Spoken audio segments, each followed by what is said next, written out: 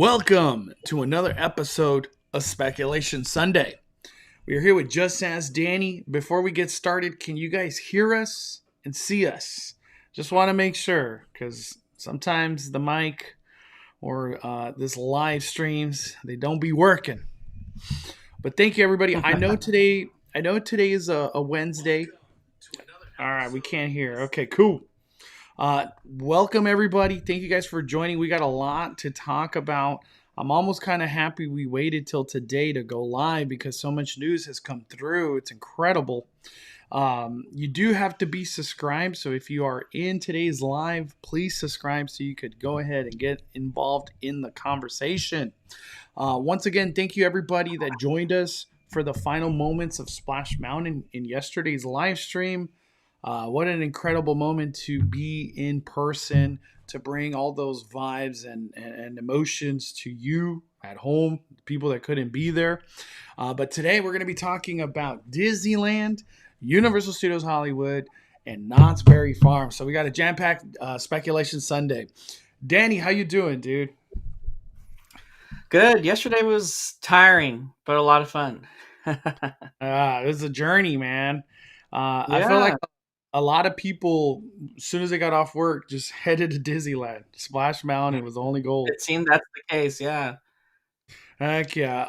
Thank you, everybody, so much. We're going to let people join in.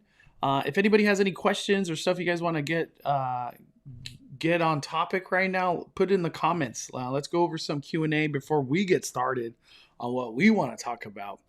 Let me see. What's up, Johnny? Hey, nice meeting you, Johnny. Great moments, nothing but positive vibes. I thought it went wonderful. The ending. How do you feel about the ending moments of Splash Mountain, Danny? I felt like it was extremely smooth and emotional, all in the right ways. You know, that's how I think it went.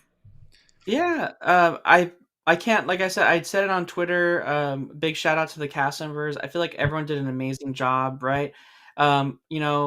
I feel the biggest thing that Disneyland had going for it, and this was just totally random, but the fact that Fantasmic wasn't going really helped save this, because I think Fantasmic going while everything that was going on there would have just been adding to the disaster. But not only that, it allowed them to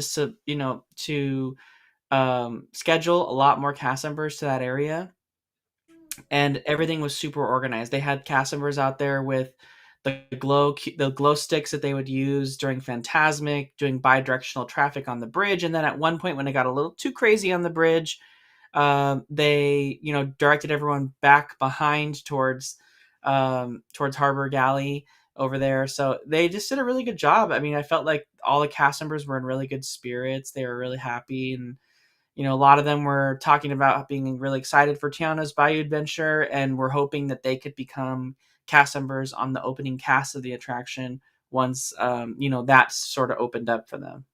Heck yeah.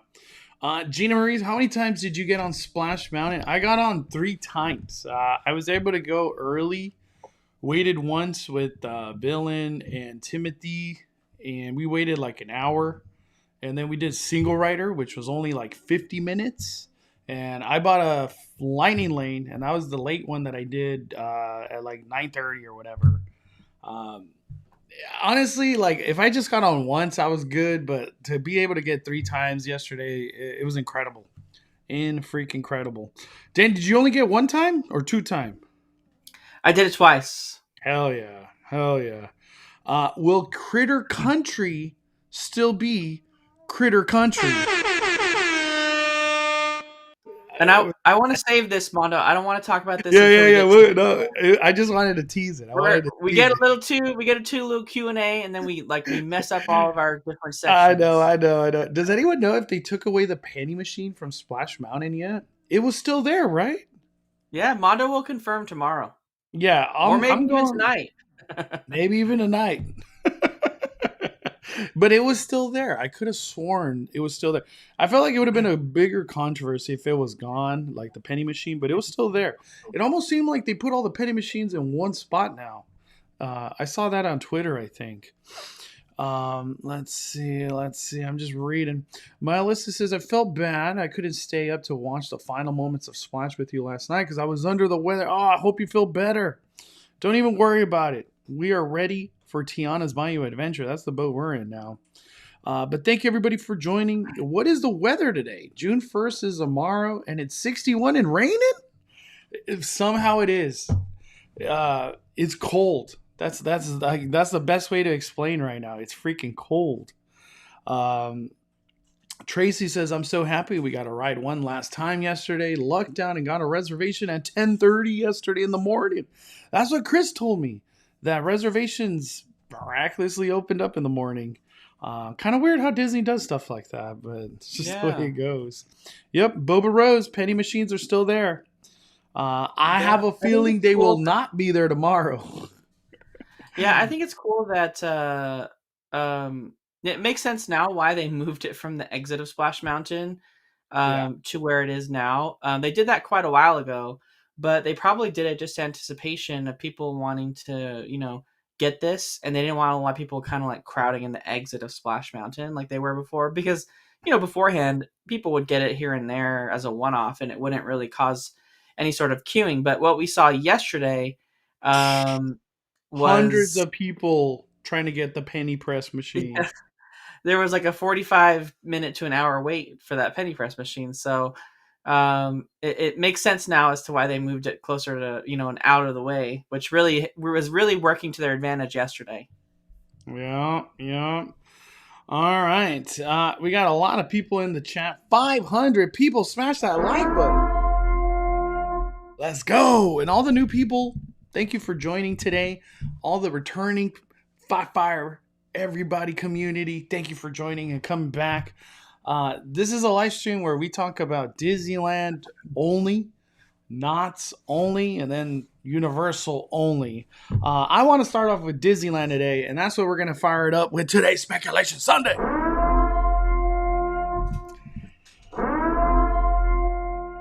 All right, before we get into all this Splash Mountain talk, which is quite a bit, we're going to talk a lot about Splash Mountain.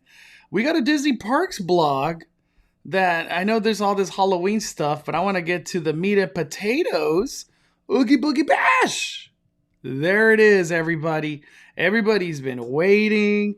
They're asking for dates. I want to book my trip, all sorts of stuff. And they finally did it. They finally did it, Danny. September 5th through October 31st. There it is, everybody. Those are your dates for Oogie Boogie Bash.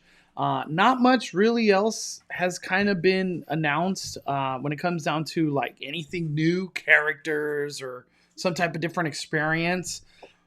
But on June 29th, so tickets go on sale to the general public June 29th, no earlier than 9 a.m. On June 27th, no earlier than 9 a.m., a limited amount of Oogie Boogie Bash tickets go on pre-sale for Magic Key holders. And that is it. That is it. They got all these dates here. I'm not going to go over that. But the important date for us, all the key holders, 27th. And then the general public, the 29th. Pretty much Oogie Boogie, like we got the previous year and the previous year before that. That's what we're getting. What are your thoughts, Danny, on all this Oogie Boogie talk? Well, I'm glad that we have dates, right? That's really important. Now we know the dates for Knott's Scary Farm, and we know the dates for Oogie Boogie Bash. So we just need Halloween Horror Nights to officially announce their dates, and then we'll kind of know when we need to start booking and planning things, right? So, honestly, for some of the days, I was actually surprised at how affordable they were for Oogie Boogie Bash. And then, of course, as you get closer to Halloween, just per usual, it gets pretty expensive. So, what I'm excited for as we get closer is to see kind of what villains they're going to debut this year, if they're going to do any new ones, and which ones are going to be returning. So I think that'll be fun. I'm hoping to try to get that first day. I know Mondo's probably going to try to do the same as well too. So. And maybe, are you trying for another one, or what are you trying to do? Oogie Boogie to me, I'm like one and done. as much as my heart desires, I would love to go a second day in October. The prices are kind of crazy, and I'll go over that in a little bit. We got a super chat. Hold on, Brian Sevilla. Nice hanging out with you, Brian. Brian says, Mondo, such a joy to see you and everyone yesterday. Danny, another thing to consider without spoiling stuff, will they not name Tiana's a mountain? We will get into that. Thank you, Brian. Dude, I can't wait to get into all this Splash Mountain, Tiana's Bayou adventures. And also, too, we got some gifted memberships from SoCal Imagine. By fire, SoCal Imagine. Thank you. And I hope you got on that Splash Mountain. I don't know how far you were in that line I saw, but dude, thank you. Let's go.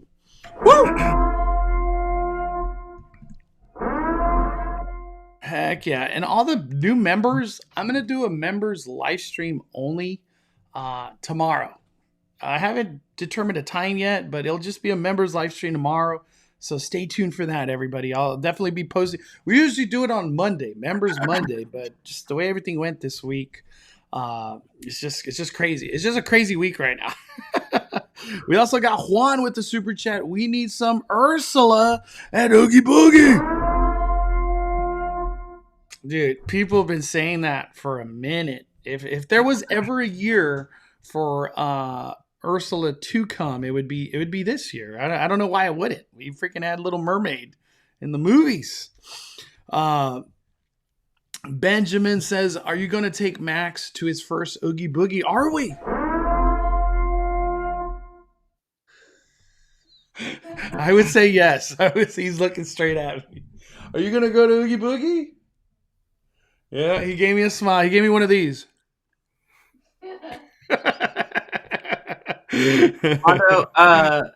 Daniel Melgoza in the chat says there was a small earthquake in Signal Hill, Long Beach. What? I saw that somebody comment about that earlier. Dude, that's crazy. I don't know any details, but that's crazy, dude. Freaking earthquakes are scary, man. Let me see. Hold on. I'm trying to bring up this Oogie Boogie Bash so I could show everybody the prices. Where are we at? Oh, hold on. Might as well, let's get into this Oogie Boogie talk real quick. Just give everybody the details on stuff. Oogie Boogie, we're going to have early admission, so you could enter at 3 p.m. You're going to have immersive trick-or-treat trails, which is going to be like last year's Ernesto de la Cruz. Frightfully Fun Parade, which is always a fan favorite. Mickey's Trick and Treat, that is a dance, like a dance party, a junior dance party. Villains Grove, Villains freaking Grove, one more time. I don't know about Villains Grove these days anymore, but I'm a returning guest, so maybe the new guest, I guess it's good. I don't know. Villains Grove, oh man, character experiences.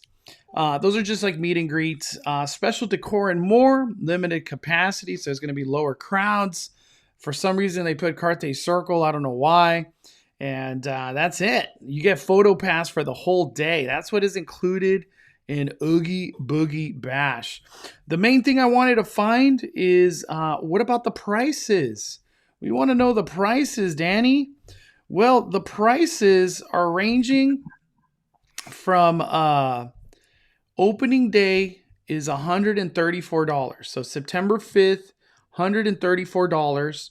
And then as soon as you creep into October, $169, and it goes all the way to $189. So you're trying to do some Halloween on Oogie Boogie Bash on Halloween Day, you gotta pay for it. What do you think, Danny, about $189 Oogie Boogie Bash?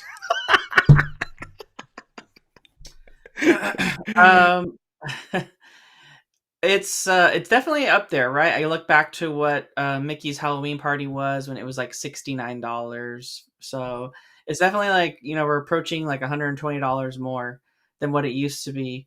But I'd say they're trying to align themselves with what, Knott's Berry Farm and what Halloween Horror Nights charge, but I don't think that they're offering the same kind of event. So I don't necessarily know that it's a good gauge, but I mean, people will still come, right? It's still going to sell out. So I think really that's the issue here, is that it's going to be, they're going to keep going up because people will still buy them. So it's, but yeah, it is kind of a bummer that we don't have anything totally new just yet. I mean, at least with, with Halloween Horror Nights, or with Oogie Boogie, or with Not Scary Farm, you have new mazes, right? And of course, Oogie Boogie Bash is going to bring new villains, but we're not seeing a change in the entertainment. The Frightfully Fun Parade, even though it is super cool, it's going to be exactly the same. Exactly the And same. Villains Grove, that needs to change dramatically. And it Villains seems like Grove just needs characters, and it would be so much better. That's all it needs. it doesn't even need that. They just need to change what each section is based off of. And they've had the same every single time. You walk into Frollo, you go into Maleficent, you go into Cheshire Cat, or the Queen of Hearts, Scar, and the Dr. Facilier, and all these things. It's just like they need to change some of the villains. Like, let's add Ursula in one of those, and maybe take out Scar or something. You know what I mean? Yeah, Ursula has to come. I don't know why she wouldn't. It's just crazy. We got a huge super chat. Oh my Lanta! Woo! Arlene dropping the fire. Thank you so much for all the amazing splash footage yesterday. It was bittersweet seeing it go. Can't wait to what the future holds. Fire! Let's go! And I could be a little louder now since we got Baby Max. Little Baby Max awake.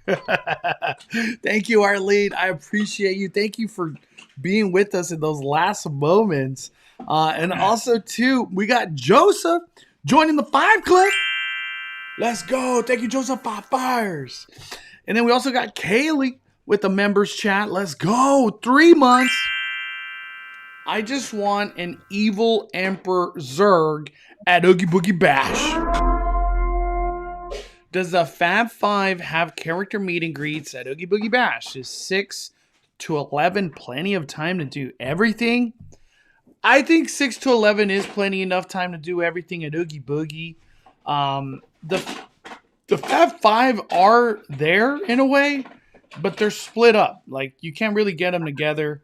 Like, you'll have Kingdom Heart Goofy, Kingdom Heart Donald, and then Minnie, and I guess Clarabelle and Daisy are like the Hocus Pocus sisters. Maybe that doesn't even come back this year. I don't know. But they're usually there. The Fab 5 are there in some certain like character way. But Emperor Zurg, I feel like it would break the internet. Emperor Zurg has a special heart, or like a special place in everybody's heart. That's like in the 90s. A 90s kid. And we do not want Emperor Zurg from Lightyear. We want Emperor Zurg from Toy Story 1! That's right, Max. We don't want that Lightyear stuff. Also, 2 FL Vlogs, what is up? Welcome to the 5 Club. Welcome to the 5 Club. For Oogie Boogie Bash, I'm excited that they finally put the dates out there. We got the prices. I could imagine soon enough we're gonna get some tease, like this like teaser that everyone's just gonna guess right away, and we'll figure it out. But I'm excited. Oogie Boogie Bash. I think it was USC Greg was mentioning in the chat. There's no Saturdays. They don't have one Saturday in here. Just Tuesday, Thursday, Sunday. So they don't want to shut the park down on a Saturday. That would have been $220 if you wanted a Saturday. I really hope change does come to Oogie Boogie in a big way, like a brand new set of characters instead of returning characters. I know it would be a tragedy to lose Ernesto de la Cruz, but Ernesto de la Cruz could always come in regular theme park hours. Why not? Even Bruno. How is Bruno just not a regular meet and greet at Disneyland? I'm shocked. Just shocked, Danny. All right, that's enough for that Oogie Boogie talk. Before we get into the main event, which I know is Splash Mountain, Tiana's Bayou Adventure, that Disney Parks blog, Danny, also had some info relating to Halloween Screams. Halloween Screams is coming back, and where is it? Is it right here? We're just gonna go off this one. September 1st. September 1st through October 31st. That is your Halloween time at Disneyland. But you know what that means? No more Wondrous Journey, Danny. Wondrous Journey is gone. Kind of a weird one, right? We're celebrating the Disney 100, but then like Wondrous Journey just gets the boot. Yeah, it's we're gonna be going right into Halloween Screams, and then directly into Believe in Holiday Magic, or maybe Disney decides to spring something new on us with a brand new holiday show. We just don't know, but we can assume it's gonna be Believe in Holiday Magic, right? Yeah. Now, there's usually like a weird period in between both holiday seasons, like maybe 1 or 2 weeks. And usually Disney just shoves in a little Mickey's Mixed Magic in there. But the question is, do we shove in a little? Uh-oh. Just lost Danny. We'll see if we can get Danny back. Draco, dude, thank you, man. Thank you. Uh-oh. We lost Danny. Mid thought. It said I was booted. What? Nope. That is lies. I don't know I what was like, happened. Mondo There. clicked a button and just shoved me No, out. I didn't click nothing. I didn't click. What You were you clicked going it to while say? you're Though? trying to find different windows. You clicked me off. What were you saying, Danny? I was saying the question will be, is Disney going to just shove in another Mickey's Mixed Magic during that little interim period between Halloween and Christmas? Or do they add back in Wondrous Journeys? Oh, so like Mickey's Mixed Magic might be done. At least for a while. At least for a while. I'm excited. I can't wait. Halloween Screams is an incredible fireworks show. I always love watching it. I really recommend watching it from the pumpkin, the big Mickey Blinky pumpkin. It's always a great spot back there. Super chat. We got Ben. Hi from Australia. Bringing the family to LA in September. Hope to catch you guys in the parks. 8 days. 8 days Disney, 2 days Universal, 2 days Knott's Berry Farm, 1 day Warner Brothers Studio. Oh my Lanta! Wow, dude, that is a trip. I don't know if you can fit it in your schedule, but if you're here during Horror Nights, Ben, go to Horror Nights and even a Scary Farm, brother. Wow, that is a trip. That's a dude. 5 fires on that. That's a lot of planning. We got Shelby. What changes would need to happen with Oogie Boogie to excite you enough to go again? For me, it would need Very to go good back. question. For me, it would need to go back to Disneyland. Yup. Yeah. I want. I don't even think Oogie Boogie could do anything to make me like, I want to do it again. If it goes to Disneyland, I will buy 2 days without a doubt. But I might even buy 3 days. I honestly might buy 3 days. Yeah, I really, really miss Mickey's Halloween party. There's something about getting fireworks on the night of your party. It's just like the cap on the end. I mean, Frightfully Fun Parade is really good. But they don't do anything. They don't have like the World of Color show going. They did Villainous one year and it was kind of a flop.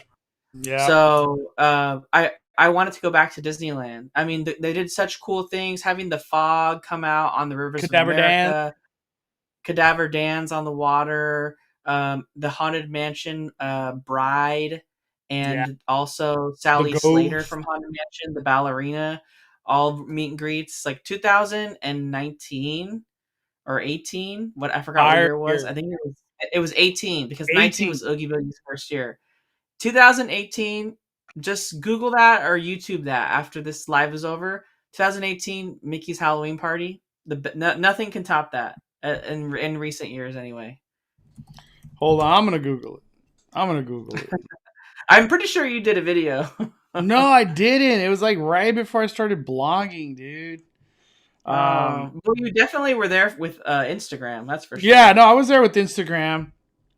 Dude, it was incredible back then. Yeah, it's kind of hard to find that.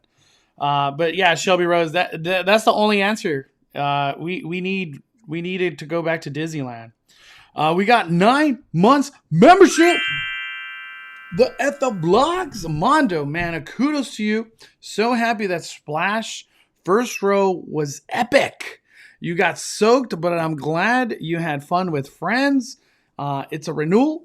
5 fires. Thank you so much. Let me see if I can bring that up real quick. You weren't thirsty after that, right? I was not thirsty after that first row ride. I can't play the music because it's copyrighted, but let me show you guys. Look at this. Let me see if I can. Right here. Mystery Bay used a great gift. That was definitely accurate. Uh-oh. Sorry about that.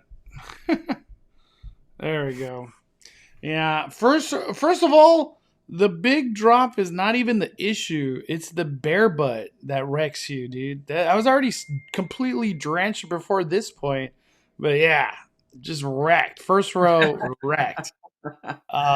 Thank you, FL Vlogs. Let me see. We also got Daniel B. Oh, damn. Hold on. I'm trying to catch up.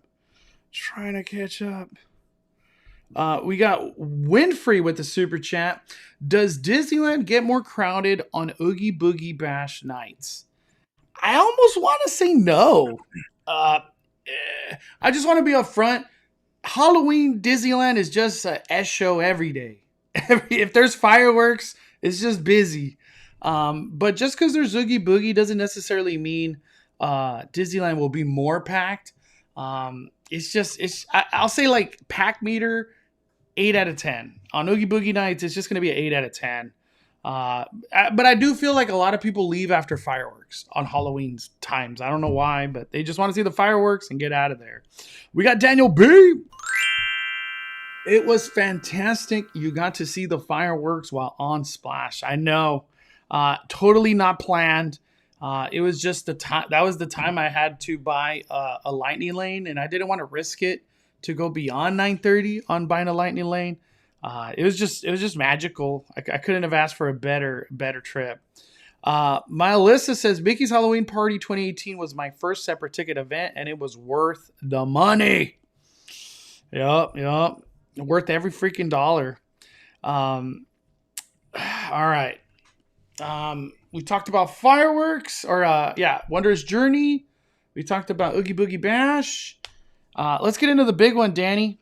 Splash Mountain. And the first thing I want to do is I want to pull up the Instagram post from Timothy AF. And I know he was in the chat earlier. I don't know if he's still here. What's up, Timothy? I gotcha. Timothy. Congratulations one more time to Timothy. Oh, before I keep going, congratulations to Timothy. He just graduated. He's going to be a superstar. And we got a birthday shout out to one and the only freaking Jennifer. Oh my God, wrong one. Let's go. Happy birthday, Jennifer. I can't wait to talk Halloween with you, Jennifer. I don't know where she is today because I know it's her birthday, but I hope you're having the best day ever, Jennifer. We got Coog Fan. This year will be our first HHN. We are total newbies. Do you have an idea when tickets go on sale? Great videos. Mondo. No idea. Now, I was just at Universal today. As soon as this live stream's over, I'm going to get to editing that vlog.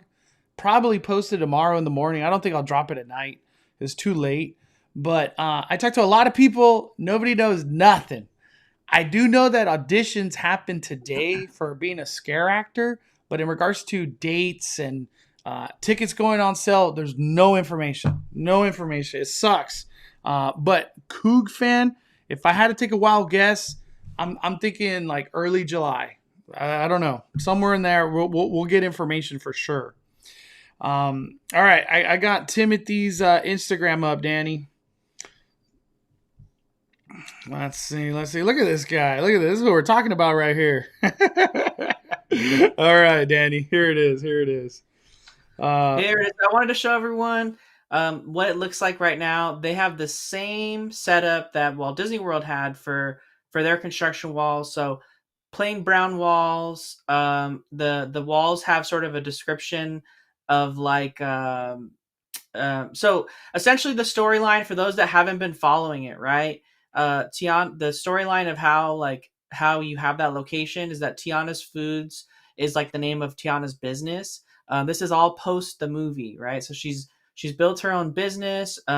She at first in the movie, right, we saw her save up money to open her restaurant. Her restaurant was so good, she had a food business, and it's been booming. And so she bought an abandoned salt mine, and the abandoned salt mine is what we ride through when Tiana's Bayou Adventure opens. And salt mines are a thing in Louisiana, so that's how they're thematically making it work. And so if you look at some of the construction walls there, it says Southern Dome Salt Company. And if you imagine like dome, right? It's like a hill essentially. And the theming that they decided to go for with Tiana's Bayou Adventure is that the mountain turns into a dome. Now, early concept we got in 2020 when they first announced the ride um, was that we were gonna have like it showed a picture of Mama Odie's treehouse and like the boat right crashed up into the tree. All that is not coming to fruition, right? We're not getting that at Disney World or here. They decided to go with a salt mine and make it like a dome shape. And so what we saw on the concept art or the model, excuse me, at D23 Expo seems like what we're getting for both of them. But essentially, as you know and have seen Splash Mountain today with that like pointy treetop, right? You're dropping right out of a gigantic like hollowed out tree stump. Like that whole treetop's going to be removed, and they're going to flatten the top of the Splash Mountain hill No, don't say these words, Daddy. Don't to say become a dome. flatted. So Tiana bought a abandoned salt mine, and so you are like it's like being renovated into like use for the company, but the storyline of the attraction is you're helping her gather like all the things she needs to like help celebrate Mardi Gras in the city. And so there's a lot of things that bring that in together, right? The chic boutique that's owned by her mom, right? Her mom has her own personal sewing room in that shop, and if you are standing in the gift shop and you are next to the sewing room, every once in a while you'll hear Tiana and her mom talking behind the door, and they're talking about that celebration, that Mardi Gras celebration. Eudora talks to Tiana and she's like, "You should get that band. You should get all that stuff." And she's talking about preparing for the party. So they're already setting the storyline up when you're in Eudora's chic boutique. And then obviously we know that Tiana's Palace restaurant's coming too. That's just down the way in New Orleans Square there, right around the corner from the shop. So we don't know what storyline that's additionally going to bring to it as well. So, but yeah, Tiana's Foods. A lot of people were confused that like they're bringing like a food location here. It's not. They're bringing. It's just the name of like they're trying to make the construction be themed because Yeah.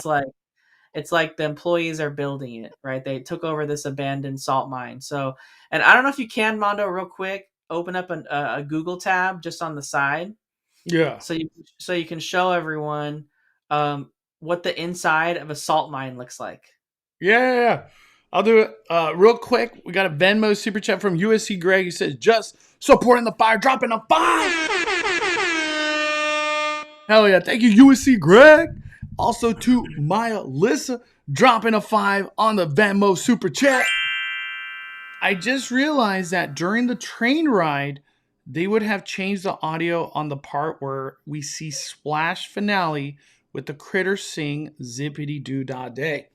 So to go on with the train talk, the train audio changed when it goes through Splash Mountain. They actually refer to Tiana's Bayou Adventure. And the other one that audio changed today is the Mark Twain.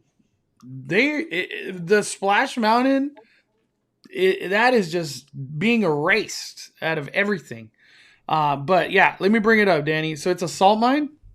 Yeah, just type in Google salt mine cave. Let's do it. Let's do it. Right here.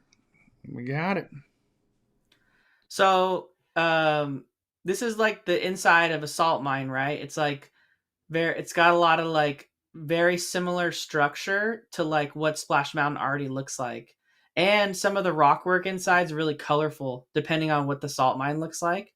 If it's a more natural salt line versus like a man-made one. But you could see how it could easily translate from like the rock work that they already have for Splash Mountain into the salt mine for Tiana's Bayou adventure. So it makes sense. It makes sense. And being that it is salt, right? Like it can make the water colorful because of just the way salt reacts with different types of salt and salt levels react with the water. It can make it like really blue or sometimes different colors based on when the moon's hitting it. So it's going to be interesting to see how they fully flesh out the theme. And like we talked about on the live stream yesterday, I don't know if you guys were watching it at all, but um hopefully in November when they have Destination D23, we get a lot more details because for the most part, like Disney shared a lot at D23. Here's the article that they talked about where it was a salt mine, and those are all the employees that work for Tiana's Foods. And there they are installing the big water tower next to the salt mine, which you can see right behind it. Doesn't have the treetop anymore. It has the flat top of a dome. Oh So man, it's gonna feel weird to see that, dude. I'm just it's so weird. used to, like, I like visually is like, wait, that's not Splash Mountain. But that's a concept art right there. This is from blogmickey.com. And this is the one, Danny. This is Disneyland, pretty much. Yeah, no, it is. It is Disneyland's. Yeah, there you go. That's what Danny's talking about. The top, it's going to be a dome, pretty much. This, with the question from Kaylee earlier, Danny, this is not a mountain, right? Or are we going to No, call it a mountain? it's a dome. It's a dome. It's not a mountain. Wow. So, if, like, in a sense, we can't say it's like part of the mountains. Space Mountain, Thunder Mountain, Splash Mountain. So this is a dome. Mm-hmm. A dome. Dang. Because if you guys ever been to Florida, and that part of the United States, right? It's like the flattest part of the U.S. Like all the swamplands, it's just flat forever. Like when you're in a really tall hotel in Walt Disney World, you can see all the way to the horizon. Like there's nothing blocking your view. There's not a single hill in sight. I think Florida is the second most flattest state or the flattest state with Kansas. So, and Louisiana's right in that same area. So mountains don't exist in Louisiana and the Bayou. That's not a natural thing that occurs there. So they have to go with a dome to make it make sense for the attraction, right? Because there's mountains don't exist. So that's kind of how the storyline they have to go with in order to make it work. Man. I want to get into this conversation big time now, Danny. All right, so we know Tiana's Bayou Adventure's coming. We already have Fedora's Chic Boutique, which that's what Danny was talking about earlier. That's like right at the exit of Pirates of the Caribbean. Very soon we're gonna have Tiana's Place, which took over what is it called? The French Market? French Market, yep. Yeah, it took over French Market. So Tiana's Place is coming. So just in general, like guaranteed, we have Tiana's footprint and her story and just everything coming to life at 3 locations. Fedora's Chic Boutique, Tiana's Palace, Tiana's Bayou Adventure. This storyline is going to expand into Briar Patch for sure. That's gone.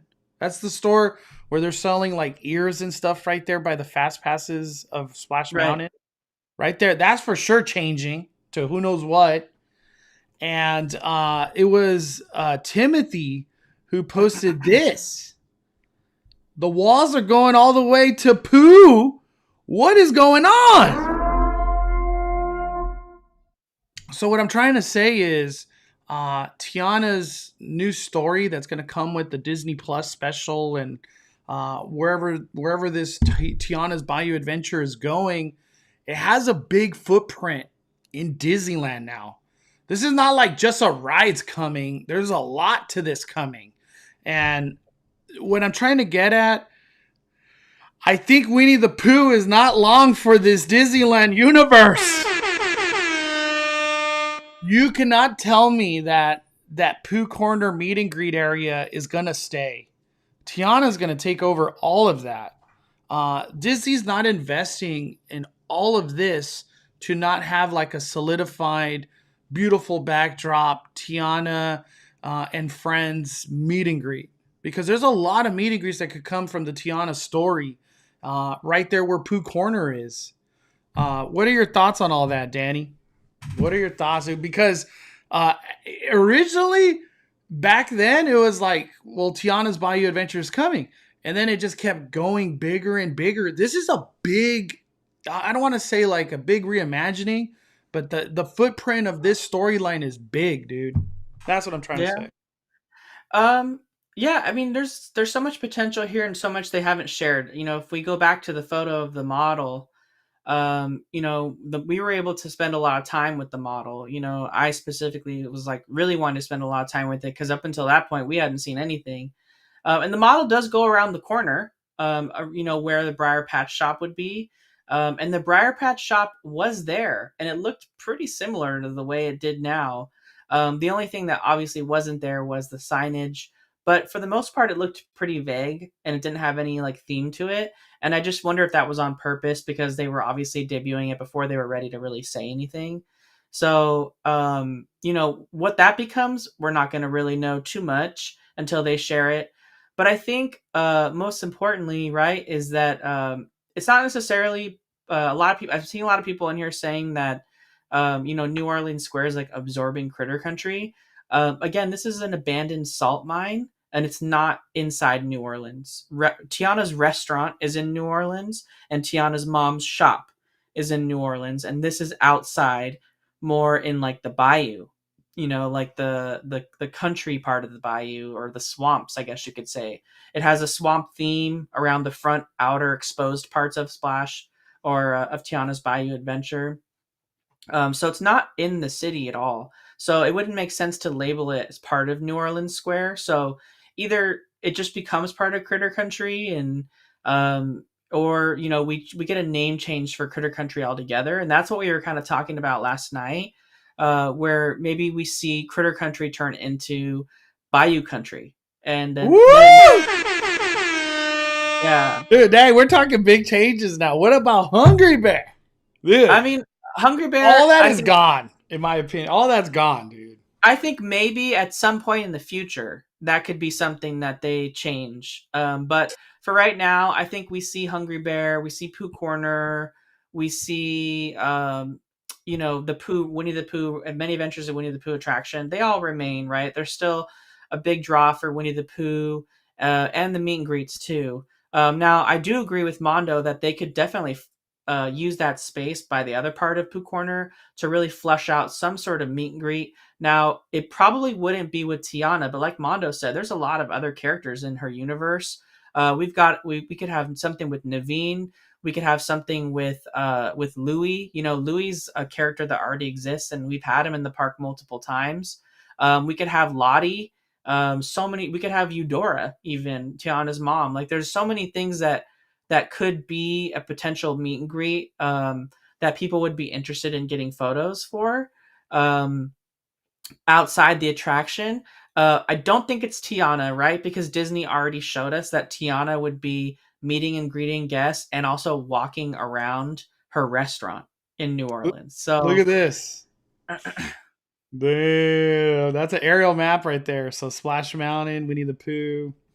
Does Davy Crockett's canoe stay? Yeah, I think all that stays, but I think I think there's some, there's some like potential of what you're saying as a speculation, like, hey, that could be something in the future that they end up changing.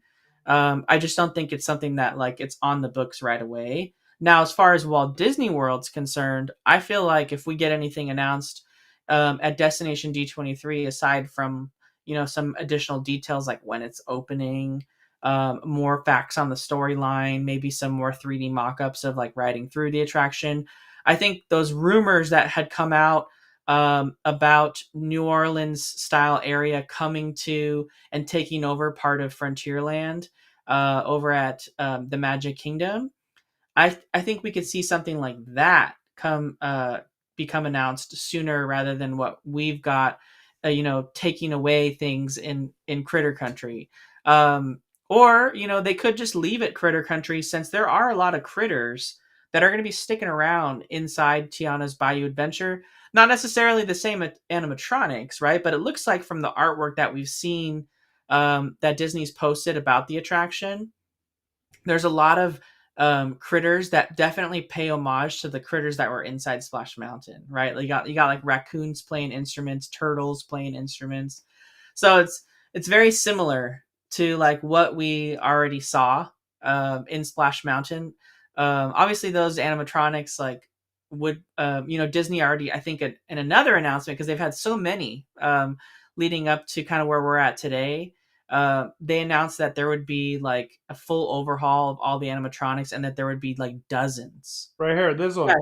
Here, yeah, we got, so it's very similar, right? You come in, you got alligators in the Splash Mountain final scene. You got alligators like playing like the different instruments, and I think you have like a raccoon playing like drums on the back of a turtle, if I can remember correctly. So this is like very much like giving those vibes, right? So it makes sense that maybe they're adding all these critters to like be able to keep it Critter Country. I just felt like it would be a good opportunity for them to call it Bayou Country.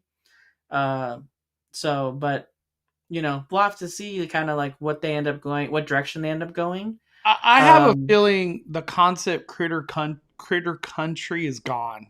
I like, why even save it for what? Yeah, Tiana's I mean, Bayou Critter Country Adventure is too important. I feel like this is literally dominating a whole area of Disneyland now. Like, why save? There's no point in saving Critter Country, is what I'm trying to say. Like, yeah, that concept. Critter Country's like very was very centered around Splash Mountain, right? Like that was like it was the reason why they built that back there, like, was for Critter Country. We had we had Bear Country, right, when it was Country Bear Jamboree. So like even if they do keep it Critter Country, I feel like the signage they have for that Critter Country sign, I feel like that has to change, right? Because that's very much to do with like Splash Mountain. So I feel like we're gonna, regardless of whether or not it does stay Critter Country, they would probably change at least the logo and like signage for the land. Mm-hmm. What? So, like, say Winnie the Pooh doesn't leave, what is left of Critter Country that like we would consider Critter Country? Just kind of Critter Country. Winnie the Pooh. Critter Country would be like Davy Crockett's canoes. It would be kind of like that back part, the bridge that you walk over. It would be Hungry Bear. It would be whatever the gift shop that's Briar Patch ends up being called. It would be Pooh Corner, the Winnie the Pooh attraction, and the Winnie the Pooh meet and greet. So there's still, it's like it's a land about the same size as Toontown. It almost feels like it's a land in a land though now, because Tiana's is just it's a lot. This is big. But where does Tiana's go? Is it in New Orleans Square? Is it its own thing? I don't know. And for a fact, Tiana's Bayou Adventure will have its own like designated merch store or like a gift shop per se. Just how Web Slingers recently, they build web suppliers right outside the exit. Look at Mission Breakout, how it has that gift shop store right as you exit. I feel like it's just Disneyland's thing. They like another one. Mickey and Minnie's Runaway Railway. They build a big ass shop as soon as you got to exit into it. Even though that shop just backs things up always. We got Vegas Film Critic. last night, epic. Best time ever. Who knew Danny was so tall? Danny's 7'1". He's 7'2" on a good day. A lot of people. I was reading in the chat that people were saying uh, the only reason Hungry Bear's staying because of the dining packages. How did it make it 20 years? Oh, it's kind of crazy. Yeah, Hungry Bear has retheme all over it. To what? Who knows? But I don't think that restaurant's going to leave. I think it's just going to be reimagined if anything does change. Show Fizzy says, I don't think Tiana's changes Critter Country because there are still tons of critters on Tiana. I don't know. That's the thing is like things are getting based on the new Disney Plus show, which nobody knows nothing about really. For Tiana's Bayou Adventure, Danny, we saw this a lot. Or not saw this a lot. We saw this today. It was in the maps, and I think it was Food at Disneyland posted it. Let me see. Hold on real quick. Let me bring this up because this is another topic of conversation. Disneyland is still going with the 2024 opening date. Dude, Disney's crazy. How are they going to do this? How? I'm shocked, dude. They put this on the maps, and then they put this in the Disneyland app. 2024. I think it's a winter opening. What do you think? I think if they can get everything in a row, I would say they get this open in like September, October. And I think them putting coming 2024, I feel like that's too much pressure. I think they should have just said like, hey, it's being reimagined. We're looking at a 1 to 2 year timeline. But 2024, dude, that's a lot to ask. Especially with like they were saying that there's so much changes happening in this from animatronics, new scenery, projection mappings. I could just imagine the humongous refurb that this ride is going to get in general. It's crazy. 2024. Oh my Lanta. Our Knott's Adventure. It could be December 31st, 2024. I wouldn't doubt it. There's no way it's a summer opening. That'll be crazy. Anything else you wanted to go over with Tiana's Bayou Adventure? Yeah, one more thing I saw in the chat, and I can't find it now. But they talked about making Splash Mountain when they turned it into Tiana's Bayou Adventure, addressing some of the issues in the attraction that cause it to really just legitimately soak you, right? I kind of wish they went the direction of like the way Japan does. Like, Japanese people like don't like to get wet, right? So the water ride there doesn't get you wet really at all. And if I remember when I was younger and I had an annual pass going to Disneyland and would go on Splash and Single Rider all the time with a bunch of my friends, we would ride it over and over and over again, and you would really never get that wet. You could sit in the front row, and of course you'd get like the mist of being in the front row on the final drop. So your face would get pretty wet. But like what we're talking about is like what Mondo experienced, and also like essentially now with the way that it is, like every single person, no matter what, the log literally just fills up with water, and your feet just get drenched. And nothing's worse than like wet shoes. Like Yeah. I don't mind getting wet like on your, but like it wasn't always that way. So it was only recently that bear drop, because I remember the bear drop, that was nothing. That was like, you would just do it and you would get like, it would just continue on. But now like no one even really appreciates that scene because everyone is just reeling from how soaked they get right after that bear drop.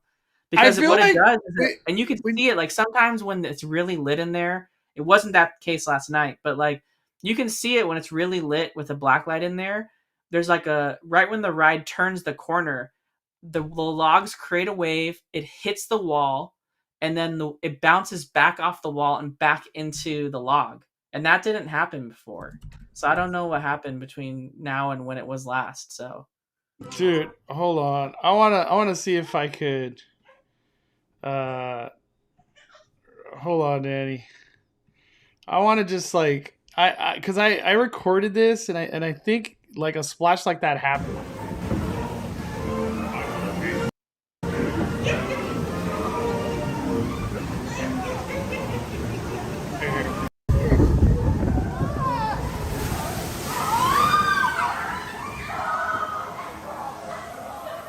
That part right there.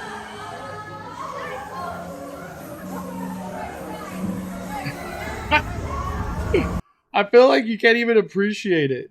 You definitely can't. So I really do hope they fix that rebound, like whether they need to like rework that wall so that like the wave gets absorbed and doesn't bounce back into the boat. Because if that wave didn't bounce back into the boat, people wouldn't really get that wet. You just get like a little splash, you know? And not even that. Look at this, dude. Check this out.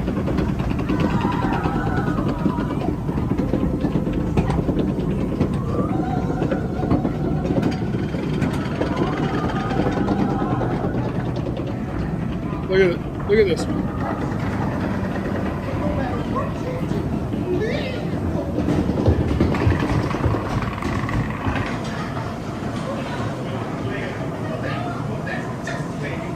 Look at this. Look at this.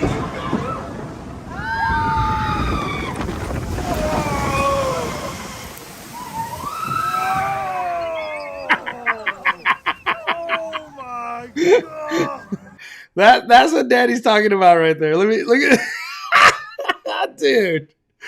Wow. Look at that. Oh. So that's what Daddy's saying. If they could minimize or like tone it down, I guess, right? Tone it down a lot. Oh my gosh. And one thing too, Danny, if they were to tone down Tiana's Bayou Adventure, I would be fine with it. The whole concept of Splash Mountain, I feel like it almost like they made it like we got to live up to the name. It's Splash Mountain. So you're getting in the first row. You know what you're getting involved in.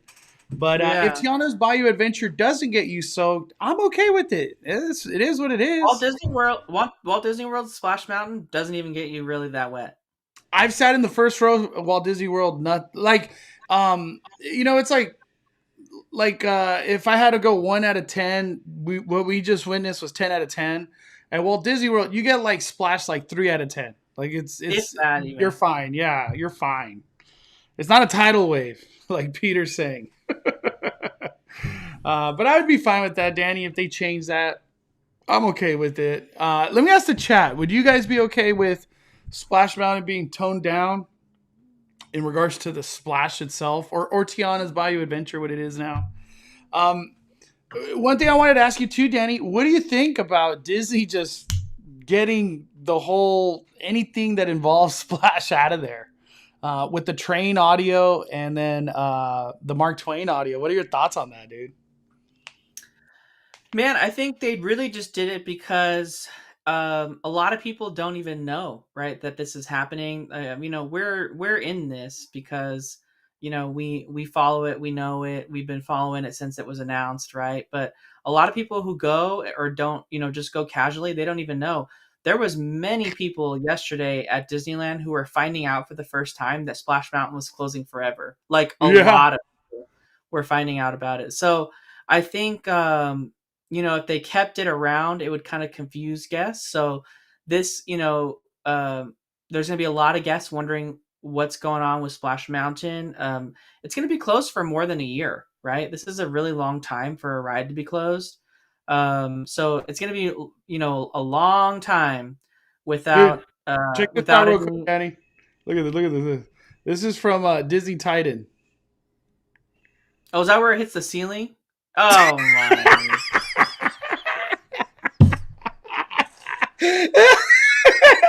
And didn't even matter. He sat in the 6th row.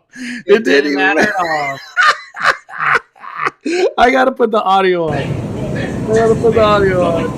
Dude, this is Disney Titan.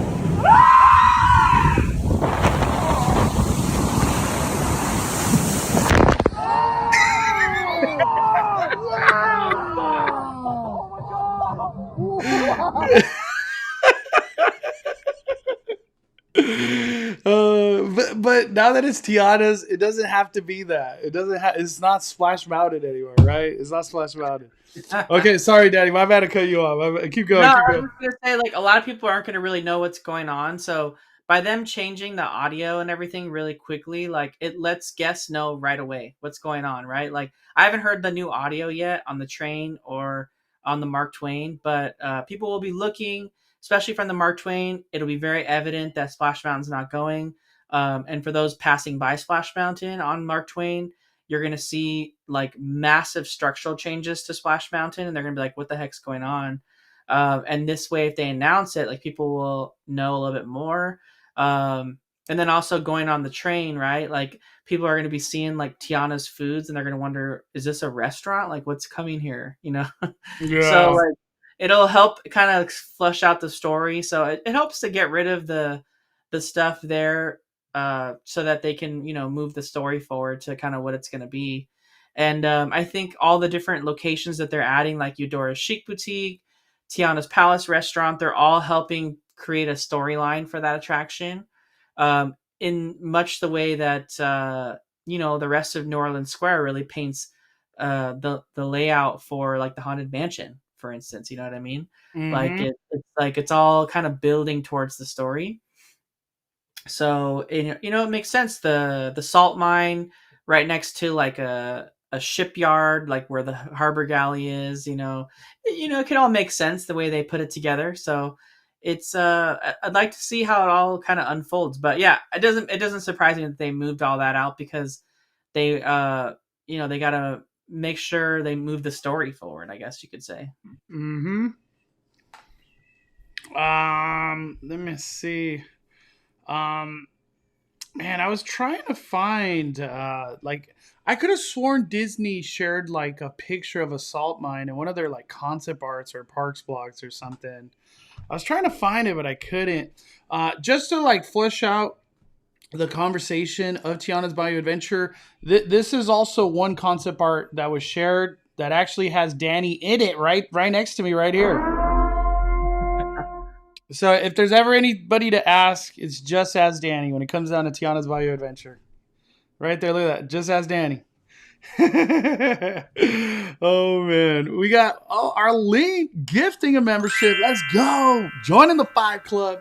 Seriously, thank you. The 5 Club members, we're gonna do an awesome live where it's just the members only. I can't wait to just chit chat. There's been some fun conversations going down in those. We were talking about pots and pans. What were they again? What are they called?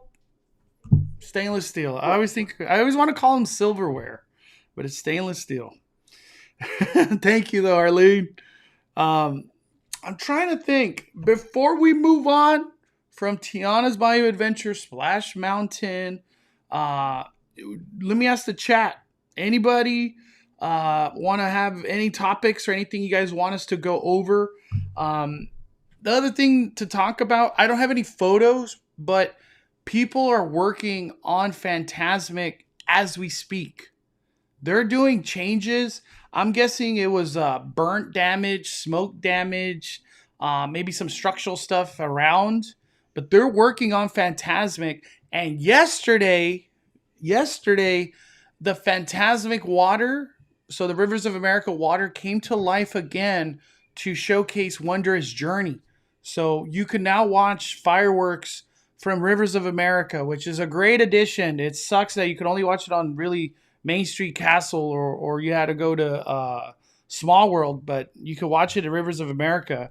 It gives me hope, Danny, that Disneyland's making some quick moves for Fantasmic, in my opinion, instead of just sitting on it. It's good to see. Yeah, I mean, it's nice that they're using the infrastructure. They're using the ability to bring that space out so that people can watch the fireworks from there and not have to crowd on Main Street. So I'm glad they're doing it again. Heck yeah. We got Dizzy tied it in the chat. Hell yeah. Dude, that is literally a tsunami, just like tidal wave of water. Let's see. Little Mermaid meet and greet, like getting cut off. I don't know how long Ariel's meet and greet is happening over there by Small World. I'm guessing it's like a 2-week or 3-week type of thing. It kind of revolves around the movie. I don't think there was any talk of Ariel being like a permanent meet and greet, but you never know. Look at Maribel. She's still doing meet and greets over there at Rancho de Zocalo. Let's see. Will the Treehouse open soon to draw some crowds? That's a good one, NF. I've lost hope on the Treehouse. I'm at the point where I just want it to open, film one walkthrough, and move on with my life. Nothing in that Treehouse is calling my name. Maybe when my son, little baby Max, looking at me right now, maybe when he gets like to where he can just run around, that'll be a time I spend more time in the Treehouse. But I can't believe that Disneyland's taking this long on the Treehouse. I think the term is we're getting troned. Are you excited if the Treehouse opened, Danny, or you just kind of, it is what it is? I was talking about it in my podcast episode, actually, which went live on Tuesday. I was saying, we all thought and maybe assumed that that there might be interactivity coming to the Treehouse in the form of like Magic Band interactivity. But then I thought about it for a while, and I was like, what is the Treehouse normally, right? And the Treehouse, for the most part, even when it wasn't really all that popular, and it was like just like Tarzan's Treehouse, like AKA nowadays, years and years after it opened, where it's kind of just something people did. You could get stuck up there for a little bit. Because if some kid and their parents are taking a long time, or if some person who's having maybe a hard time on the stairs is taking a long time, you're really completely like imprisoned behind those people, and however long it takes them to get through the Treehouse. And it's not something that you just go up and then go down. Like the whole entire experience is walking, so all the walkways are just full of people always, and you're just moving in like a giant conga line. So if you think of like Magic Band interactivity, like what we've seen so far, what is it, right? A lot of confusion. People don't know how to activate the things. They're trying over and over and over again. And then you see other kids around watching. When one kid successfully does it, they all want to do it. So to me, it was just spelling like a nightmare scenario with like kid after kid after kid, and adults too, all wanting to wait their turn to activate whatever interactive feature is up there, and would really just make your experience like an hour long in the tree trying to walk through it. So I don't know. Like to me, that has happened where I get stuck like that. I've been part of that before. Yeah. So to me, that almost sounds like a nightmare scenario I don't want to be a part of. But I was like, dang, that's we'll have to wait and see how that goes. Like maybe it's I got to get there right away when it opens, so it's less crowded, and not have to do it later on when it's like so many people like just cramming into that tree. So I was thinking it sounds cool, and like as the first thought to have Magic Band interactivity, but then I was like, maybe that's not a good idea. Like maybe we should just keep it OG and not put Magic Band stuff up there, because that might just complicate stuff. Mm-hmm. Where is it? I saw somebody mention this. Does Tiana's Bayou Adventure, do they add Magic Band something to it?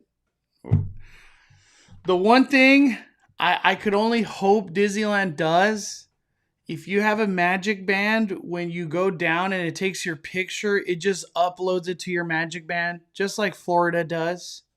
Can we get that technology over here, Disneyland, please? Like, this is your time to like implement that Florida technology that it just uploads to your photo or to your Magic Band. Why not add that? That's to me, like those type of stuff. Also too, instead of people having to like remember or take a picture of all those numbers on PhotoPass, could we get the little scanners like in Walt Disney World? You just walk up with your Magic Band, boop, you get the photo right to your Disneyland app. Right. Could that happen, please? I feel like that would add just a lot of value. Because to me, I don't even care to charge or even wear my Magic Band. It's just not worth it to me lately. Another thing, I before we get off, hold on, Carla and Kiko, freaking 23 months. Oh my lanta. Woo! Thank you for sharing the last day of Splash. Thankful we didn't have to wait 240 minutes to write it when we went. Dude, there's a lot of people waiting 240 minutes. Yeah, I'm glad you got to write it that one last time without some craziness.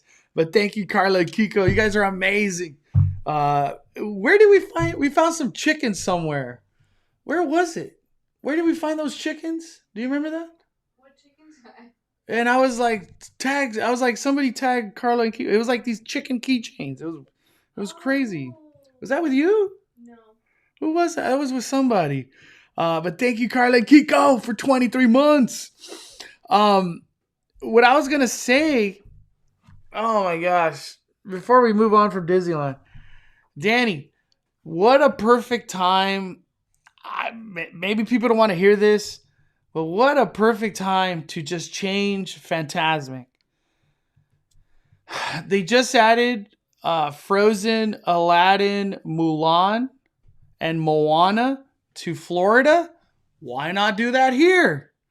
And go the extra mile and just add in Tiana's Bayou Adventure or Tiana or Princess and the Frog to Fantasmic. Just do it. What are your thoughts on all that, Danny? Because that would be crazy amount of change of Fantasmic. And then at that point, I would imagine Fantasmic won't come back till like late next year. Or does Disneyland go the route of like, we're just trying to salvage what we got? We got to pack the crowd somehow. What do you think?